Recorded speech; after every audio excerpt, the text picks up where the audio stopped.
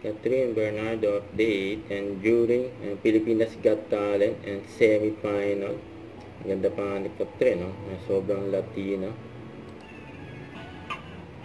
Ito pa yung mga video ni Catherine. Mula kay Tito Lo.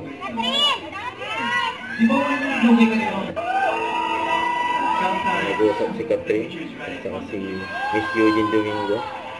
Ang dalawang judges. Yan ang mga judges ng Pilipinas Got Talent.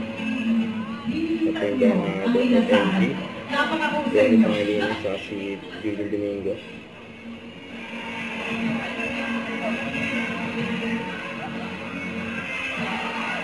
Not only are you sensational, but I love you. What's up, FMC? Boss, sanay na kayo dito sa live semi-finals, sa live ng ating Pilipinas Got Talent. May tip pa kayo sa co-judges nyo para sa darating na moto? Kailangan na makaabot sa semi-finals. You're one of a kind. You're talented. Congratulations. Okay, quick reaction lang, Odi.